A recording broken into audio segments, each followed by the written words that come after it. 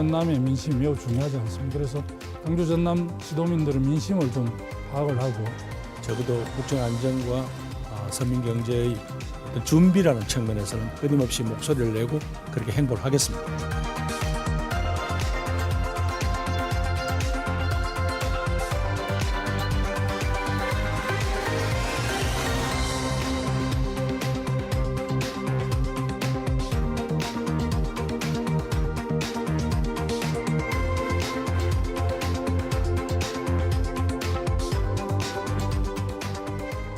윤석열 대통령 탄핵 심판이 반환점을 돌았습니다. 대통령이 책임 회피에 급급한 사이 탄핵 반대 여론과 찬성 여론이 맞붙으면서 전국 혼란은 심화하고 있습니다. 이 조기 대선 가능성도 커지면서 이재명 대표를 견제할 이른바 이 야권의 잠룡들 대권 물밑 경쟁을 호남에서 시작했습니다. 이와 관련한 자세한 이야기 오늘 면밀히 살펴보도록 하겠습니다. 생방송 토론 740 출발합니다.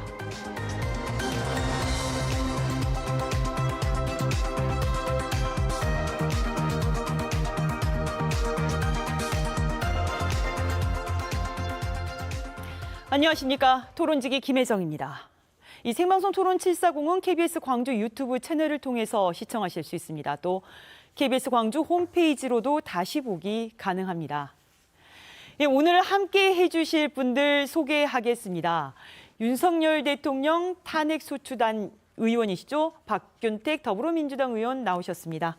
예, 안녕하십니까. 박균택입니다. 네, 그리고 항상 정치에 깊이를 더하는 분석을 해주고 계십니다. 메타보이스 오승용 이사 함께 하십니다. 네, 안녕하십니까. 네, 어서 들어오십시오. 오늘 이 7차 윤석열 대통령 탄핵 심판 7차 변론 기일이었습니다. 먼저 박균택 의원님, 이 소추단 위원으로서 오늘 변론들 어떻게 보셨는지 궁금합니다. 예, 그 4명이지만 실질적으로 관심을 끄는 사람이 이상민 전 행안부 장관, 네. 그리고 현재 지금 증언이 진행되고 있는 그 김용빈 선관위 사무총장 네네. 2명일 것입니다. 근데 이상민 전 장관 같은 경우에는 국무회의는 유효했다. 실제로 이루어졌다라고 주장을 했고, 네. 그리고 그 소방청장에게 윤석열 대통령의 지시를 받아서 언론사에 대한 단수를 시행하라고 지시한 적이 없다라고 두 가지 다 거짓말을 했는데 역시 예상대로 조금 좀 뻔뻔한 그런 모습이었다. 네. 이렇게 볼 수가 있겠고, 김용빈 사무총장에 대해서는 아직 진행 중인 상황이라 내용을 지금 파악은 못하고 있습니다만은 그 부정선거의 문제는 존재할 수가 없다라는 것을 논리적으로 잘 설명할 걸로 예상됩니다. 네. 오승용 이사님, 좀 인상적이었던 것들이 있었습니까? 일단 이상민 행안부 장관 진술을 보면서 제가 느꼈던 것이 두 개의 떡을 들고 있다. 의리와 면피, 이 두 가지 떡을 다 본인은 지금 챙기겠다라는 것 같은데, 사실 그럴 경우 먹는다 하더라도 체하거나 아니면 둘 다 먹지 못하는 경우가 생길 수 있다라는 거죠. 본인의 책임, 예컨대 단수 지시는 본인의 권한 닫기였다라고 네. 이야기를 하면서 당시 계엄 선포를 위한 국무회의가 세간에서 이야기됐거나 혹은 검찰의 공소장에 적시되어 있는 것처럼 형식적이고 사실상 국무회의라 볼 수 없다라는 거에 대해서 강력하게 반발하면서 의리를 지키는 모습을 보아왔는데요. 그렇지만 여러 다른 증인들 그리고 검찰의 공소장에 적시된 사실관계들에 의해서 이런 부분들이 이제 말이 잘 맞지 않는다라는 것들은 이미 국민들이 다 아는 부분이어서 네. 이 의리와 면피 두 가지 떡을 둘 다 챙기려는 이런 접근이 그렇게 성공적이었던 것 같지는 않습니다. 네, 의리와 면피 두 가지 예. 작전이었다라는 말씀이셨는데요. 지금 또 이 장외의 싸움이 굉장히 뜨겁습니다. 찬반을 둘러싼 찬반 집회. 날이 갈수록 뜨거워지는 모양새인데요. 지난 주말 대구 탄핵 반대 집회에는 지금 주최 측 추산입니다만 5만 명 정도가 참여했다고 하고요. 또 광주에서도 극우 성향 유튜버를 중심으로 반대 집회가 이미 당시 열렸었습니다. 두 분께 여쭙고 싶습니다. 이 일련의 상황들을 어떻게 해석을 해야 되는 겁니까? 먼저 오 대표님 말씀 부탁드리겠습니다. 일단 보수의 결집 현상이라고 말씀을 드려야 될 것 같고요. 과거 박근혜 전 대통령 당시 보수의 대응과 지금의 대응은 분명히 다르다라는 네. 겁니다. 당시의 보수는 탄핵 찬성파와 소수 찬성파가 오히려 다수를 차지했었고 빨리 박근혜 대통령과 단절하고 반기문으로 이행해야 된다라는 전략적 인식에 따라서 좀 지지부진했던 모습이 있다면 어찌됐건 지금은 국민의힘 외부의 어떤 대안이 존재하고 있지 않은 상황이기 때문에 죽으나 사나 국민의힘으로 결집해야 된다라는 그런 어떤 의식들이 있는 것 같다. 그리고 이번에 또 탄핵으로 정권을 내주게 된다면은 다시 정권을 찾아오는 데는 5년으로는 안 되고 뭐 몇십 년의 시간이 걸릴지 모른다라는 그런 절박감 이런 것들이 합쳐지면서 이런 보수의 대결집 현상으로 이어지는 것 같고요. 아무래도 그런 결집을 가능하게 하는 네. 일종의 접착제 역할을 하는 게 부정선거론인 것 같은데요. 좀 저는 그건 망상이 아닌가 뭐 이런 생각이 듭니다. 상식이 조금 비상식의 주장들이 많다라는 분들이 많으십니다. 박 의원님. 예. 그럼에도 불구하고 숫자가 어마어마했습니다. 예. 어떻게 민주당에서는 보고 계십니까? 저도 오 이사님 민주당에서는 또 생각들이 각자 또 판단하는 기준이 다를 수 있기 네. 때문에 당의 입장을 얘기할 수 있는 상황은 아니고 제 의견을 말씀을 드리자면 거의 오 이사님 생각과 같습니다. 네. 결국은 보수들도 윤석열을 부끄러워한다고들 얘기를 하는데 생각이 조금만 있는 분들은 그런 문제를 말씀을 하면서도 네. 왜 거기에 대해서 지지하는 모양새를 취할까? 결국은 민주 진영에게 정권을 내주는 것이 싫다. 결국은 뭐 이것 말고는 해석이 안 되는 것 같습니다. 결국은 어떤 뭐 정의의 관념 또 어떤 뭐 역사적인 또 이런 바른 그 입장이라든가 처신 이런 건 다 필요 없고 결국은 나의 이익을 위해서 정권을 뺏기는 것이 싫다는 그런 뭉침 현상 말고는 설명이 안 되는 것 같습니다. 그래도 이제 다만 요새 조금은 이해는 잘 못하는 게 좀 약간 그 젊은 층들이 거기에 좀 섞여 있다고들 얘기하는데 네. 그게 과연 어떤 그 사이비 교주의 종교인의 지시 때문인 것이냐 아니면 뭐 반페미니즘 요소가 있어서 그런 것인지 또 다른 제가 이해를 못하고 있는 현상이 있는 것인지 그 부분은 조금 더 연구를 해봐야 할 것 같습니다. 알겠습니다. 보수와 진보의 그 진영에 관해서는 이제는 세대를 좀 넘나드는 것 같다라는 말씀인 것 같고요. 그런데 지금 문제는 이 전국 탄핵 반대 집회를 순회하며 부정선거론을 주장하고 있는 전한길 씨, 한국강사 전한길 씨가 이번 주말 광주에 오면서 집회 신청을 하는 것 같고 굉장히 문제가 시끄럽지 않습니까? 강기정 시장은 나치에게 홀로코스트 이 기념물을 내주는 것과 비슷하다라는 표현까지 했을 정도고요. 또 전한길 씨는 오지 말라는 거는 독재, 또 광주 시민들 뜻을 저버리는 것 이런 말들까지 나왔는데 여기에 대해서 이사님 어떻게 평가하고 계십니까? 일단 뭐 그 다른 방송에서 제가 말씀을 드렸듯이 네. 원론적으로 헌법에 보장된 집회 결사의 자유가 있기 때문에 법에 위반되지 않는 이상 집회 허가를 내지 않는 것은 헌법 정신에 부합한다라고 얘기를 할 수는 없을 것 같고요. 네. 저는 다만 강기정 시장의 이러한 대응이 혹시 다른 정치적인 어떤 고려사항이 있는 것은 아닌가라는 그런 생각을 해봅니다. 예컨대 뭐 KBS에서 조만간 여론조사를 실시하게 되는데 아마 그런 여론조사에서 긍정적인 평가를 받기 위한 어떤 정무적인 고려는 혹시 아닌가. 또 13, 14일 날 민주당의 김민석 수석 최고위원이 광주를 방문해서 강기정 시장과 면담 일정이 잡혀 있는 등 여러 가지로 이제 그런 정무적인 고려를 하고 있는 측면들도 있는 것 같다. 그래서 실제 그 의도가 있었는가 없었는가와 무관하게 그와 관련해서 상당한 여론의 반향을 얻을 수 있을 것이다라는 그런 예측은 충분히 할 수 있을 것 같습니다. 알겠습니다.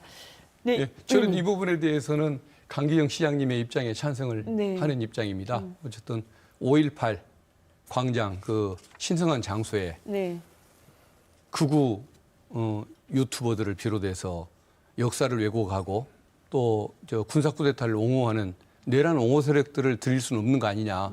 독립기념관 앞에서 친일파들이 잔치를 벌이게 놔둘 수 없는 것처럼 그래서 저는 어제 페이스북에 그걸 반대한다는 입장을 분명히 드러내는데 그 점은 좀 찬성을 해야 할 부분인 것 같습니다. 알겠습니다. 집회가 전체가 불어대는 건 아닌 것 같아요. 5.18 민주광장에서의 집회가 이제 불어라는 거고 나머지 보니까 무등빌딩, 뭐 전입빌딩 이렇게 신청들은 하신 것 같더라고요. 시민단체는 지금 무대응으로 일관하겠다고 밝혔고요. 지금 그런데 이렇게 이 반대 집회가 광주에서까지 굉장히 뜨거운 목소리를 낼 수 있는 것들은 국민의힘의 의원들의 입장과도 무관하지는 않은 것 같습니다. 비상계엄 사태 초반에 윤 대통령과 거리 두기를 고심했던 국민의힘 의원들 이제는 사실상 내란을 어떻게 보면 옹호한다 그래야 될까, 내란이 아니다라는 말씀들을 하시잖아요. 오히려 헌재와 수사기관, 사법부에 대한 비판을 더 목소리를 연일 내고 계시는 상황입니다. 이 행보에 대해서 어떤 정치재판법이 깔려 있다고 보시는지 먼저 박근태 의원님 어떻게 생각하십니까? 지금 초창기만 해도 국힘 의원들이 수구 세력들에게 잘 보이려고 시 현장은 갔지만 네. 윤석열 피의자가 뭐 해주는 밥도 안 먹겠다고 안 들어갔지 않습니까? 근데 지금은 이제 구치소까지 찾아 들어가는 이런 모습을 보이는데 네. 국힘 의원이 108명인데 그중에 거의 90명 가까이가 완전 보수 지역구 출신의 의원들일 겁니다. 그런데 그 수구의 주장에 보수 세력들이 동조하는 현상, 대권을 뺏기기 싫어서 동조하는 현상을 보이다 보니까 거기에 지역구를 둔 의원들이 그 자기 유권자들에게 잘 보여서 다음에 재선되겠다는 욕심, 그걸로밖에 안 보입니다. 사실은 중도에 있는 분들은 그 모습을 좋게 평가를 안 할 텐데 대선의 향방을 결정하는 것은 중도에 있는 분들 아닙니까? 네. 근데 그분들이 싫어할 행동을 하겠다는 것은 그 어떤 그 자기 당이 그 다음 대선에서 패배를 해도 상관없다. 나만 다음 선거에서 총선에서 재선되면 된다는 이기심의 그 발로라고 저는 해석을 하고 싶습니다. 당론보다는 표심을 그런 것이죠. 위한 예. 그런 행보라고 그러니까 해석을 애국심은 하셨어요. 물론 애당심도 없는 것이고 자기 개인만 생각하는 이기심의 발로다. 그렇게 평가하고 싶습니다. 네, 알겠습니다. 이사님, 국민의힘 현재 행보, 의원들의 행보, 이거 어떻게 해석하십니까? 일단 지역에 계신 시청자분들께서는 잘 이해가 되지 않겠지만 제가 접촉할 수 있는 분들에게 이제 관련된 이야기들을 물었을 때 네.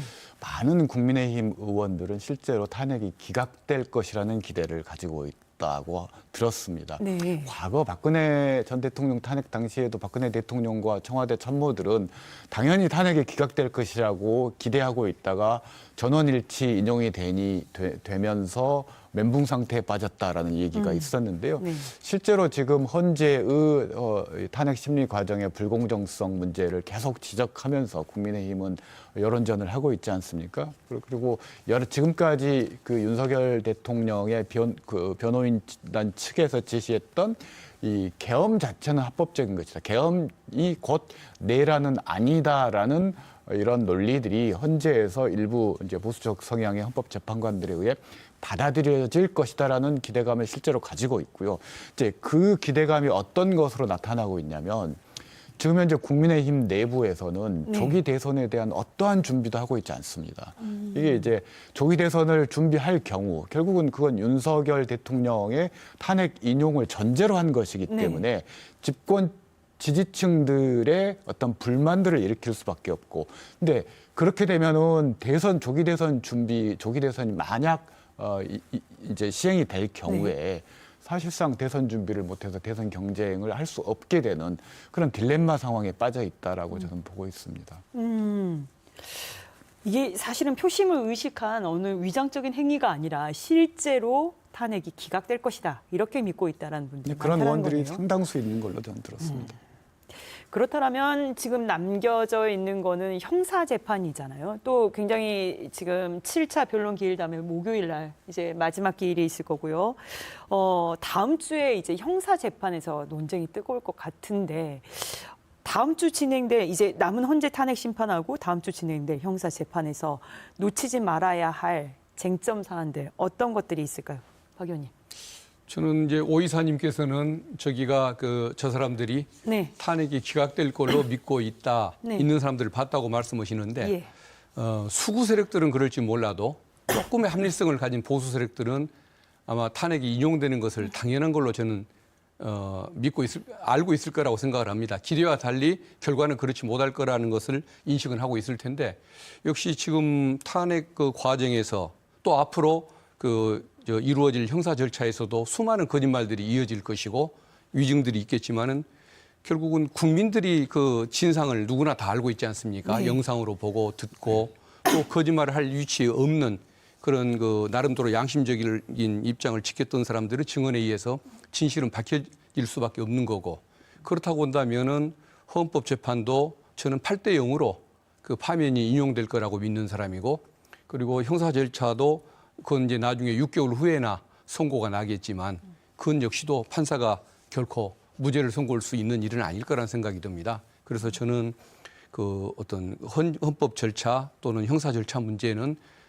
상식에 부합하는 결론이 나올 거기 때문에 너무 걱정하실 필요는 없다는 생각이 드는데 그럼에도 불구하고 저렇게 그 상대방들이 좀 어떤 불법의 내란을 옹호하는 세력들이 저렇게까지 뭉쳐서 좀 사태를 크게 만들어가는 이 과정에서는 민주진영에서도 좀 뭔가 긴장감을 가지고서 저게 어떤 향후 이어질 대선이나 이런 데서 부작용이 일어나지 않게끔 정말 처신을 조심하고 또 어떤 중도의 마음을 얻도록 서로 노력할 필요가 있다. 네. 가령 이번에 내란 옹호 세력들이 주말에 광주를 어디선가 방문해서 집회 시위를 할 텐데 아마 광주 시민들을 자극하는 일을 할 가능성이 많을 겁니다. 아마 얻어맞기를 원하겠죠. 그걸 통해서 오히려 더 사태를 키우고 지역 감정으로 몰고 가고 이런 행동을 할 가능성이 많기 때문에 우리 시민들의 민도가 높아서 그럴 일은 없겠지만 절대 그런 데 말려들지를 말고 못 번치는 것이 좋다. 감정에 분노의 감정도 표출할 필요가 없다. 그런 식으로 모든 것을 좀 조심스럽게 가면 되지 않을까. 그게 제가 드리고 싶은 말씀입니다. 사실상 이 우려의 목소리 때문에 시민단체에서도 무대응을 지금 표방을 하고 있습니다. 내란 관련해서 제가 조금만 더 네. 덧붙이자면 예. 윤석열 대통령이 지난 변론 기일에 출석해서 호수 위에 떠 있는 달 그림자 운운하면서 실제 아무 일도 안 일어났는데 이게 어떻게 죄가 되느냐 이렇게 얘기를 하시는 걸 봤습니다. 네. 전 그걸 보면서 저분이 법률가가 맞는가라는 생각을 했는데요. 통진당 사례 다 아실 겁니다. 통진당 당시 내란 모의만 했습니다. 실제 아무 일도 한 게 없습니다. 모의만 했는데 정당이 해산됐고 이석기 씨는 실형을 받고 구속됐었습니다. 이 내란이라는 것은 모의만 해도 실제 처벌을 받는 죄입니다. 근데 그걸 법률가가 모르진 않을 텐데 왜 저런 말도 안 되는 궤변을 늘어놓는지 좀 답답했던 측면들이 있고 아마도 헌법재판소 탄핵 심리뿐만이 아니라 실제 재판 과정에서도 이런 부분들이 과거 판례가 있기 때문에 그대로 적용될 거라고 봅니다. 참 궁금한 게 형사재판에서 가장 논의돼야 될 부분 중에 하나가 계엄 선포를 왜 했느냐. 자꾸 이제 윤 대통령 측에서는 이게 부정선거 때문이다. 그렇게 얘기를 하고 있습니다만은 사실 또 많은 이들이 궁금한 거잖아요. 도대체 왜? 여기에 관해서 지금 민주당은 내란특검법을 발의했다가 사실상 다시 또 대행에 의해서 막힌 상황이고요. 그래서 그랬는지 명태균 특검법 발의안이 나왔습니다. 예. 여기에 대한 좀 혹시 뒷이야기가 있는지가 궁금하고 여기에 주력하고 있는 민주당의 속내는 어떤 건지 궁금합니다. 예. 일단은 내란 특검법은 이제 재표결을 다음 주에 할 것이기 때문에 네. 그래서 아직 재표결 결과를 보고서 특검법 재추진 여부를 나중에 결정해야 할 문제고 현재는 김건희 특검법 중에서 네. 가장 중요한 명태균 부분만 골라서 다시 이제 발의를 한 것입니다. 근데 명태균 특검법을 발의한 이유는 김건희 특검법 전체를 한번 그 특검 대상으로 삼으려고 했다가 저항에 부딪혀서 통과를 못 시켰기 때문에 네. 딱 하나만 골라서 하겠다는 것이고 이 명태균 어떤 게이트는 윤석열 그 내란 시도의 사실상 원인이 됐다고 부정선거를 얘기하지만 부정선거 때문이 아니고 명태균 게이트 때문에 비리가 드러나는 것이 싫어서 이런 그 비상계엄을 일으켰다고들 예측할 정도로 지금 내란 사태의 원인이 됐던 부분이고 또 여기에 수많은 그 어떤 그 비리 그러니까 명태균의 비리, 김건희 또 윤석열 부부의 비리 그리고 또 그 국힘 정치인들의 비리가 관련돼 있는 부분인데 이것을 지금 계속 묵과하고 못 번치고 넘어갈 수는 없다 보니까 최소한도의 범위를 줄여서 이것을 추진하게 된 것입니다. 명태균 황금폰이 검찰에는 제출이 됐다라고 하는데 실제 민주당에서도 일부 내용을 뭐 좀 입수하고 계십니까? 근데 그 황금폰이 뭐 검찰에 압수된 핸드폰은 있다고 하지만 네. 그게 진짜 그 황금폰은 따로도 숨겨져 있다라고 얘기가 좀 돌고 있고 아직 제출이 안 되고 압수도 안 됐다는 것이기 때문에 이것은 아마 수사 진행 상황에 따라서 좀 밝혀져야 할 부분인 것 같습니다. 알겠습니다. 그러면 두 번째 여쭙겠습니다. 두 분께 지금 마은영 재판관 임명 문제도 있고요. 여기에 따라서 추가 변론이 어떻게 또 들어오느냐 이런 문제들도 있습니다. 그래서 헌재가 이 탄핵 심판을 언제 선고하느냐 여기에 따라서 조기 대선의 시점도 달라질 것 같습니다. 두 분은 어떻게 점치고 계십니까? 제가 점장이가 아니어서 점칠 수는 없지만 네. 예. 3월 15일 기준으로 말씀을 드려야 될 것 같은데요. 3월 15일 이요? 3월 15일이 이제 4월 2일 예정된 재보선 공식 선거운동이 시작되는 시점입니다. 네. 그래서 이 대부분의 관련되시는 분들이 3월 15일 이전에 아마 헌법재판소에서 탄핵 선고를 할 것이라고 기대를 하고 있는 것 같고 또 그렇게 된다면 4월 2일 치러지는 재보선도 대선과 함께 조기 대선과 함께 치러지게 될 수밖에 없을 것 같습니다. 현재 남아있는 변론기일 일정이 이번 주에 마무리가 되고 또 추가로 변론기일을 지정한다 하더라도 한 일주 정도의 시일이 더 추가되는 거 가능성이 높기 때문에 저는 3월 10일 전후해서 선고되지 않을까 조심스럽게 지켜봅니다. 늦어도 중순까지는 네. 될 것이다라는 말씀이시고요. 예. 어떻게 보십니까? 저는 그 다음 주 목요일 2월 20일경 안에 변론이 종결될 걸로 예측을 하고 있고 네. 그리고 그로부터 열흘 좀 더 지난 3월 4일경 선고가 되지 않을까 그렇게 예측을 하고 있습니다. 근데 네. 다만 그 뭐 어떤 마은혁 재판관의 임명이 만약에 이루어진다고 한다면 그것 때문에 변론 갱신 절차를 거치느라고 조금 더 지연돼서 한 3월 한 11일까지는 가능하지 않을까 싶은데 어쨌든 3월 10일 이전일 가능성이 많고 넘을 가능성도 조금은 배제할 수는 없는 상황인 것 같습니다. 네. 일단 다 탄핵 인용을 전제로 한다라면 사실상 지금 조기 대선은 가시화가 될 수밖에 없는 예. 상황인데요. 그렇다면 탄핵 심판에서 파면 결정이 나오게 되면 이제 60일 안에 대선을 치러야 되는 거겠죠. 오 이사님, 만약에 출마 의사가 있는 분들이라면 언제부터 움직이셔야 됩니까? 지금 움직이고 있지 않습니까? 있죠. 사실 네. 공식 선거가 결정되지 않았기 때문에 예컨대 선거를 위한 행보 메시지를 낼 수는 없는 거죠. 네. 이준석 전 대표와 같은 예외적인 경우를 제외한다면 그렇기 때문에 지금 호남을 방문해서 호남의 민심을 얻고자 야권 주자들 같은 경우는 나서고 있는 거고요. 사실상 탄핵 인용을 전제로 해서 야권 내에서도 대선을 향한 행보들이 시작됐다라고 봐야 될 것 같습니다. 그래서 공식적인 선거운동 기간이나 일정 이런 것들과는 별개로 이미 시작됐다라고 보는 게 합리적일 것 같습니다. 알겠습니다.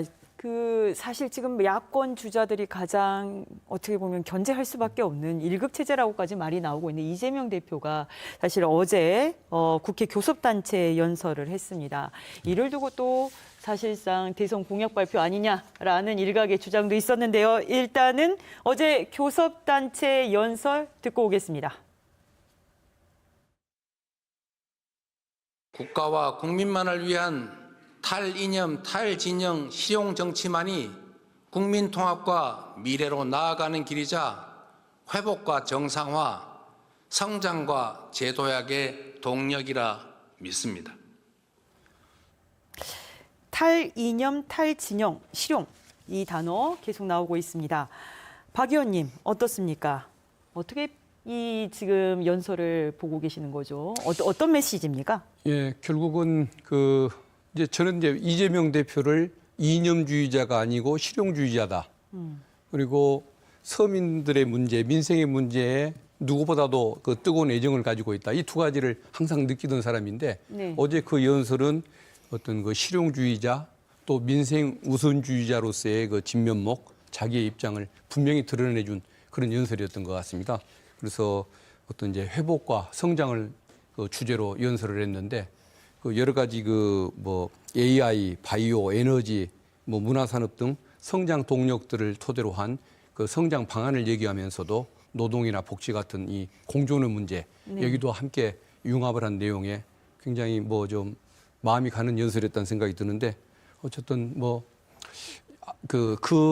실체를 잘 모르는 분들은 뭔가 이념주의자인데 갑자기 실용주의자 또 복지 문제만 얘기하던 사람이 그 성장 문제로 이렇게 저 보수의 마음을 얻으려고 방향을 튼 거 아니냐라고 오해하는 글들도 있는 것 같은데 실제 그동안에 행해왔던 그 발언의 내용이나 관심을 안다고 한다면 이게 원래의 본 모습이다라고 아마 아는 분들은 알 것 같습니다. 앞으로는 그런 부분에 대한 설명을 잘해서 오해가 없도록 단순한 이게 선거용이 아니라 실제 본인의 진심이 담긴 그런 생각이 담긴 내용이라는 것 이걸 좀 잘 알릴 필요가 있다고 생각을 합니다.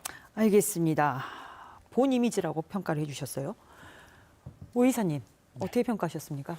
뭐 어떤 언론에서는 사실상 조기 대선 출사표다라고 얘기를 했는데 뭐 출사표까지는 아닌 것 같고 맛보기 정도라고 얘기를 해야 될 것 같습니다. 여러 가지 말씀을 하셨는데 제가 받았던 느낌은 그동안 본인이 뭐 박균택 의원님께서 방금 정리해 주셨듯이 본인이 여러 차례 발언했던 주장했던 내용들을 종합한 느낌이다. 그렇지만 종합하다 보니 내부에서 약간 좀 충돌하는 부분들도 있는 것 같고 이제 대선 출사표를 낼 때는 그런 부분들을 좀 정리할 필요가 있다. 특히나 이제 기본사회를 위한 회복과 성장위원회라는 명칭 자체가 제가 보기엔 대표적으로 약간 충돌하는 부분입니다.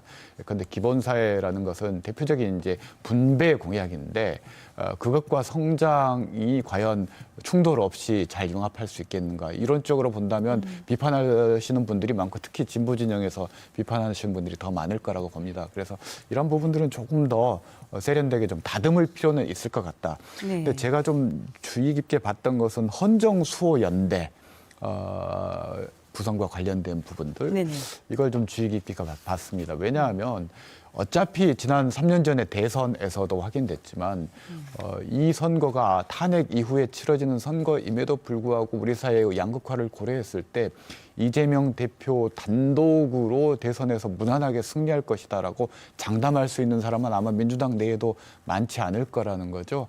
그렇다면 결국은 연대의 정치가 실현돼야 되는데 그 가능성을 공식적으로 열어놨다라는 측면에서 저는 굉장히 긍정적인 신호로 봤고요. 두 번째로는 국민들이 우려하는 부분들이 만약 정권 교체가 이루어진다면 지금 현재 야권 의석이 190석입니다. 그러니까 그러니까 여대 야소인데 그 여대가 그냥 대가 아니라 거대한 여라는 겁니다. 거기에 행정권, 대통령까지 민주당이 가져갔을 때 견제할 수 있는 곳이 아무것도 없다라는 거죠. 그런 불안감이 있는데 그런 부분들을 다소 좀 희석시키고 완화시키기 위해서 국회의원 국민 소환제 같은 거 이제 국민이 직접 거여에 대해서 견제할 수 있는 길을 열어줬다라는 측면에서 저는 그 부분들이 이재명 대표의 어떤 집권 그리고 득표에 있어서 일종의 출구가 될 수도 있겠다. 다만 국회의원 국민 소환제를 도입할 경우 이게 대선 전에 할 것인가 대선 후에 할 것인가 문제가 있고 이게 단순히 법률 개정 사항인가 아니면 헌법을 거쳐야 될 사안인가에 대한 논란이 있는데 다수 의견은 이거 개헌 사안 아니냐라는 거죠. 이런 디테일하게 좀 보완해야 될 문제에 대한 답변도 좀 준비돼야 될 것 같습니다. 알겠습니다. 이 탈진영, 탈이념이라는 발언에 대해서 사실상 밖보다 당 내에서 비판의 목소리가 나왔다는 것 자체가 조기 대선에 대권 물밑 경쟁이 시작된 거 아니냐 이런 관측이 많습니다. 실제 야권 잠룡들로 꼽히는 다른 주자들이 잇따라 호남을 찾고 있죠. 오늘 김두관 전 의원이 광주를 찾았고요. 지난주 김부겸 의원이 찾았습니다. 어떻습니까? 여러 주자들이 와서 많은 이야기들을 하고 있어요. 오늘은 또 개헌 이야기까지 나왔었는데 사실상 몸풀기에 들어갔다라는 시각입니다. 오 대표님, 이거를 어떻게 저희가 해석해야 될까요? 글쎄 저도 좀 고민스럽긴 하는데 그러니까 많은 분들이 이제 본인의 존재감을 알리기 위해서 하는데 그들의 목적이 진짜 대선 후보에 출마하기 위한 것인지 아니면 출마 뉘앙스를 풍기면서 어떤 본인의 존재감과 당내 통합을 염두에 둔 정치적인 계산이 있는 건지 이게 좀 의구심이 든다라는 거죠. 근데 제가 개인적인 판단입니다만 제가 판단하기로는 이미 김경수 전 경남지사가 민주당에 복당을 했습니다. 이분이 사실상 비명계에서 대선 주자로서 뛸 수 있는 가장 유력한 주자였습니다. 김동연 지사가 물론 있긴 하지만 그런데 어찌됐건 민주당에 복당했다라는 것은 이번 대선에 출마하지 않는다라는 신호이고 그 복당식에서 이재명 대표가 얼마나 환하게 웃으셨습니까? 그게 다 염화미소라고 해야 될까요? 그런 의미들을 서로 이해했기 때문에 그렇게 환하게 웃으셨던 거거든요. 그러면 김경수 전 지사를 제외하고 지금 김부겸, 김두관 이분들 물론 이제 민주당의 큰 자산이고 중진 정치인들이신데 이분들이 현 탄핵 국면에서 국가 정상화라는 시대적 과제에 부응할 수 있는 어떤 길을 걸어왔고 비전을 국민들에게 제시했고 호남민들에게 소개해 왔는가? 저는 그런 부분에서는 조금 부정적으로 평가할 수밖에 없어서 조금 매정한지는 모르지만 우는 아이 떡 하나 더 준다는 식으로 아마 비명계에 대한 포용의 어떤 강도를 좀 높이기 위한 그런 행보라고 저는 좀 매몰차게 해석하고 싶습니다. 네. 그러면 호남을 향한 구애는 언제, 그러니까 이 대표의 경우는 언제 시작이 될 걸로 보이십니까? 사실 호남에 대한 구애가 필요한 건지에 대해서도 판단을 해야 될 부분인 것 같습니다. 이게 좋은 건지 나쁜 건지 모르겠지만 이재명 대표는 문재인 전 대통령을 비롯해서 역대 민주당 출신 대통령 중에 호남에 빚이 없는 유일한 후보입니다. 문재인 전 대통령의 경우는 호남의 비토를 극복해야 된다는 절체절명의 과제가 있었지만 지금은 오히려 호남이 이재명 대표에게 강력하게 구애를 하고 있는 그런 상황 아니겠습니까? 그런 측면에서 이재명 대표의 판단이 중요한데 최근에 호남 지명직 최고위원 주철현 최고위원을 교체한 것도 왜 호남 최고위원이냐라는 볼멘 소리가 나올 정도지 않겠습니까? 그래서 호남에 대한 구애가 구체적으로 어떻게 나타나기를 기대하기보다는 오히려 저는 호남 스스로 조기 대선 국면에서 지역 대선 공약을 비롯해서 호남이 이 조기 대선 정권 교체 과정에서 어떤 역할을 할 수 있을 것인가에 대한 어떤 비전과 어떤 프로세스를 공유하면서 같이 그 만들어 나가는 과정의 중요한 부분들을 차지하는 예전에 케네디 대통령이 했던 연설을 좀 빗대서 얘기하자면 이재명 대표가 호남에게 무엇을 줄 것인가를 기대하기 전에 호남이 정권 교체 과정에서 어떤 역할을 할 것인가를 보다 더 적극적으로 고민하는 대선이 최초의 대선이지 않을까라는 생각이 듭니다. 여기에 대해서는 어떻게 생각하세요? 말씀 다 좋은데 조금만 제 생각 약간 다른 부분을 말씀드리자면 그 이재명 지사는 지금 입장에서 보면 호남에 대한 호남에서 지지, 호남에 대한 애정 이게 분명히 서로 융합이 이미 돼 있는 부분이기 때문에 현 단계에서 구애 작전과 그걸 확인해 주는 작업은 필요가 없는 겁니다.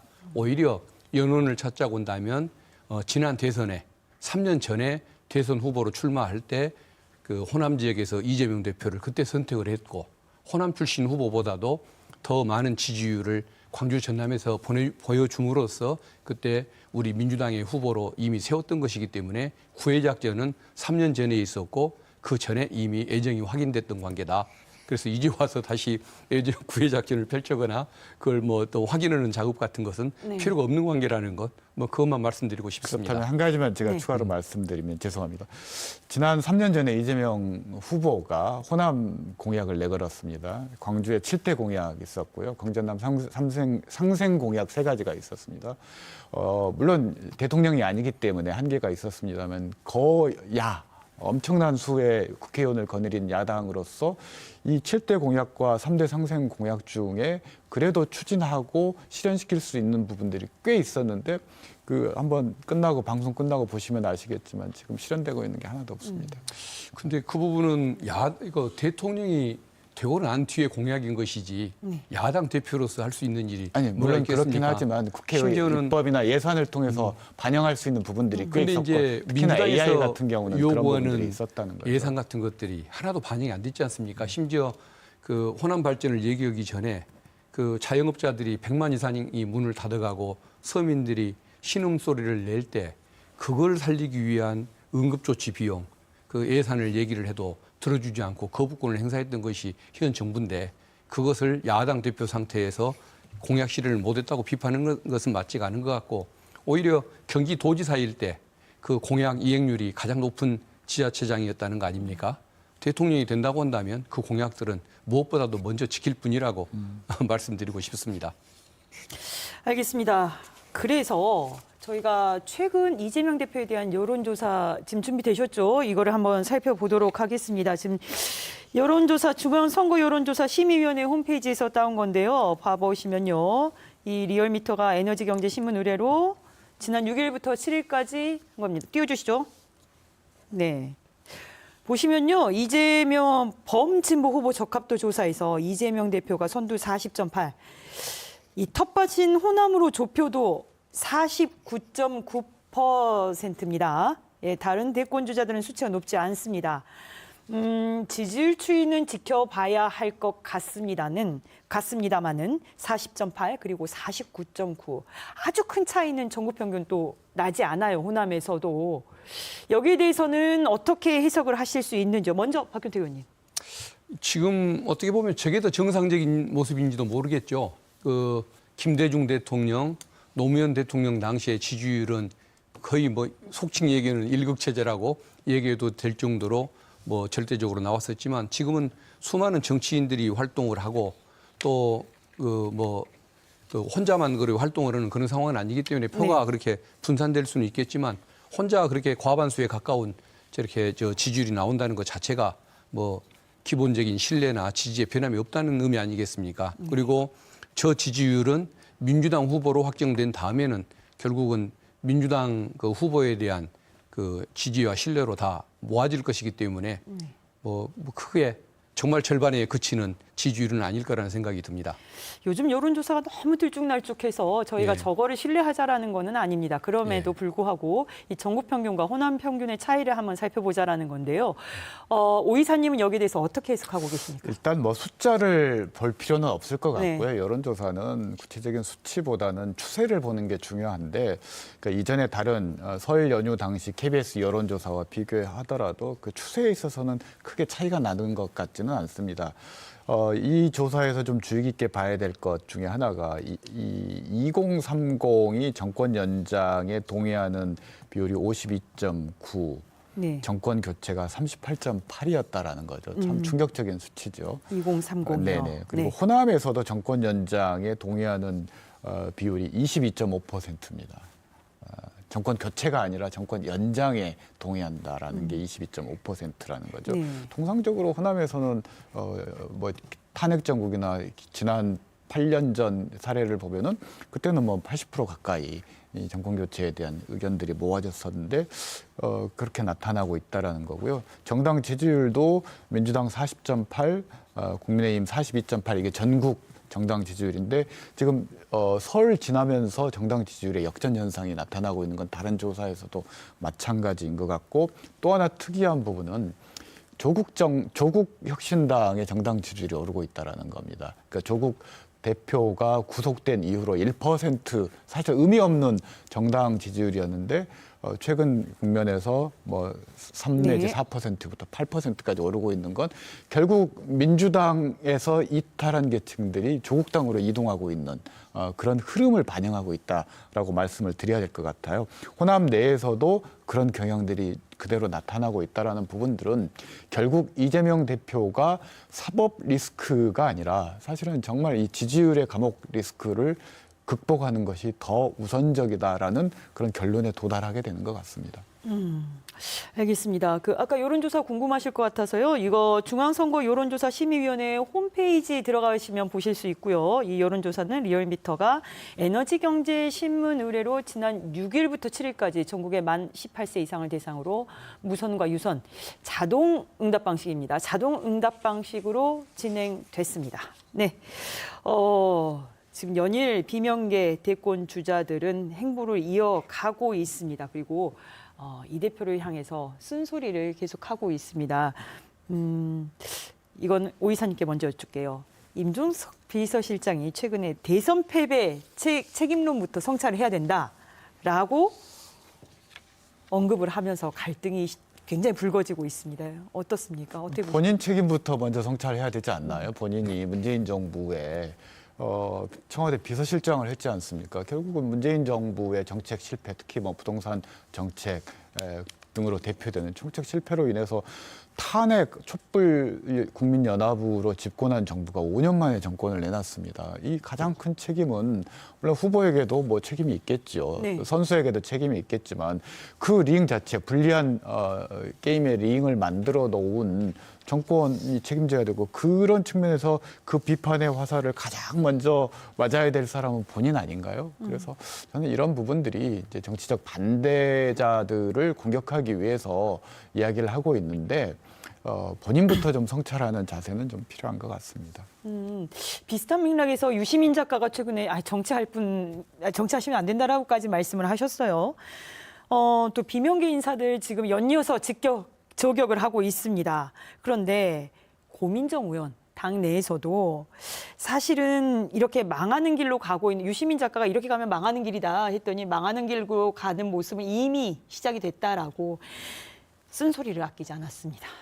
이 내용이 갈수록 심화한다라고 봐야 되는 건지 박 의원님 실제 당내 분위기 어떻습니까?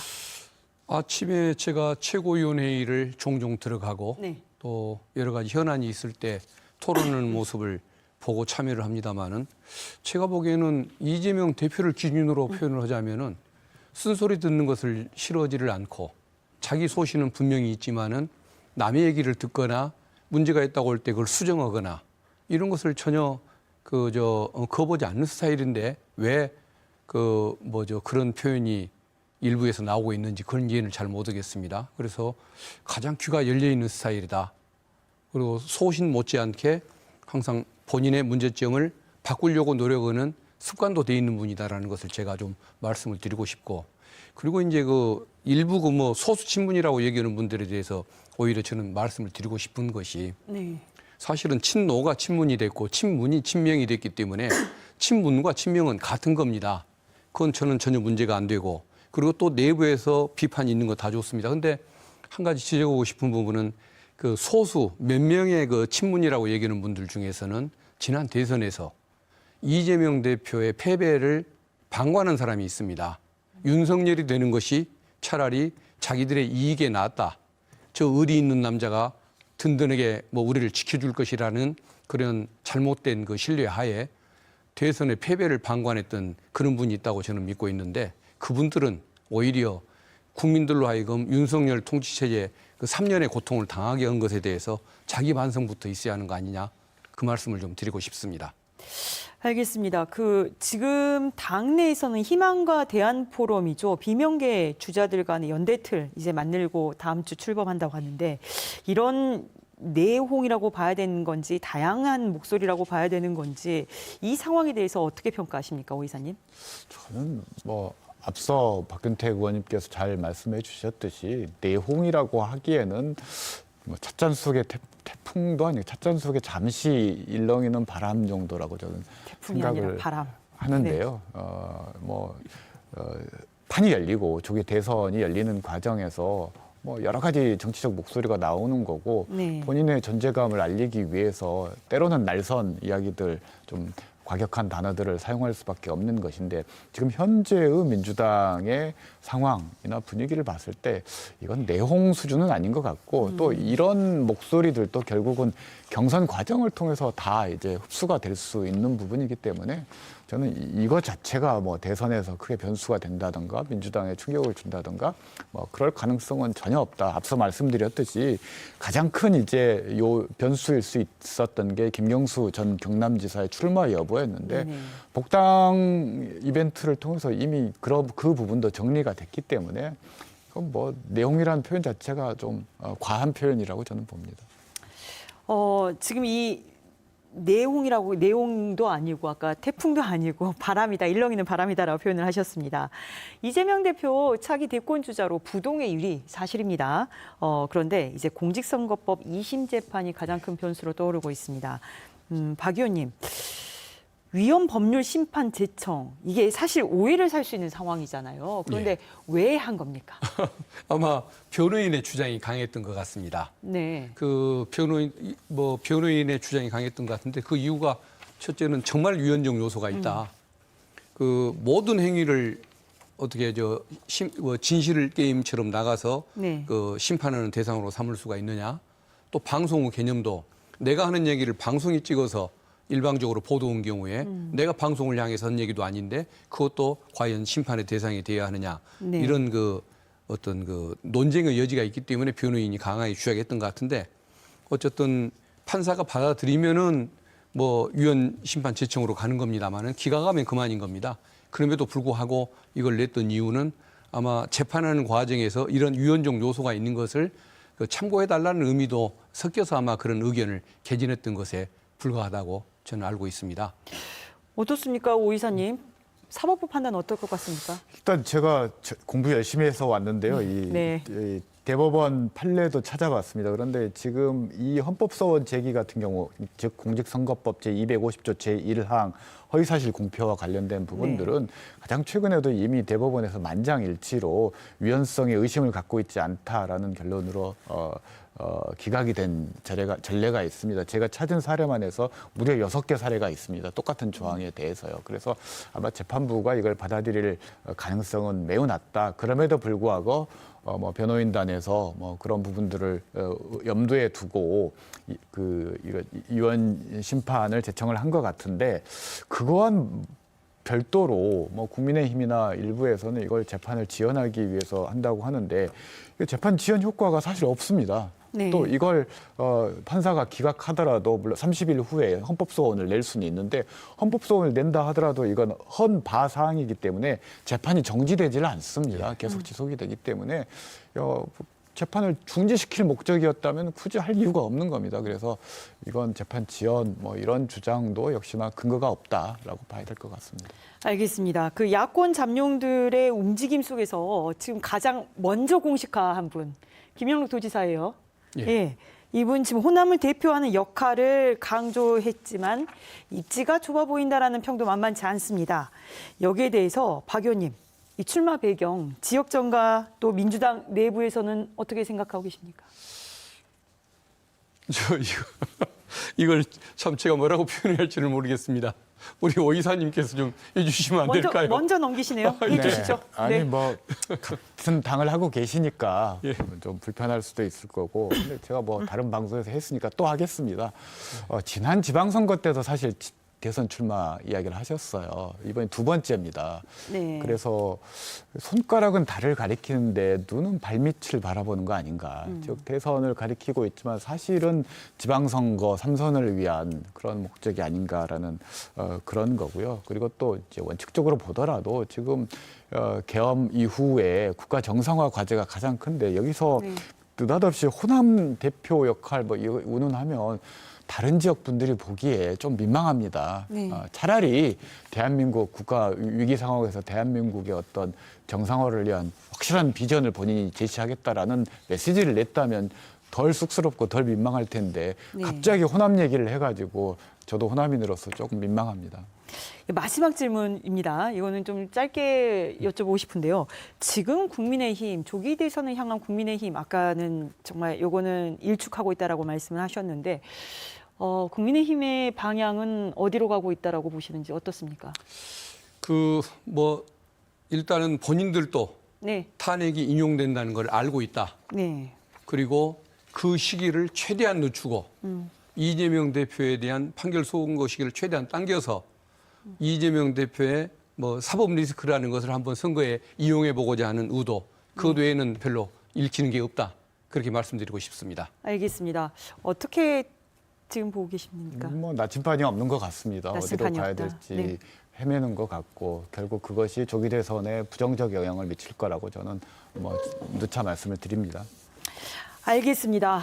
그 계엄을 두고 국가폭력이다라는 말씀들 많이 하시더라고요.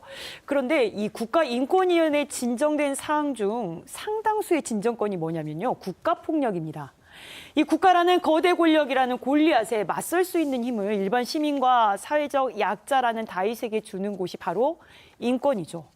그런데 인권위가 윤 대통령 방어권 보장을 권고하면서 납득할 수 없는 계엄으로 국가를 분열하게 만든 또 다른 국가폭력의 주범을 보호하는 기관이 돼버렸습니다.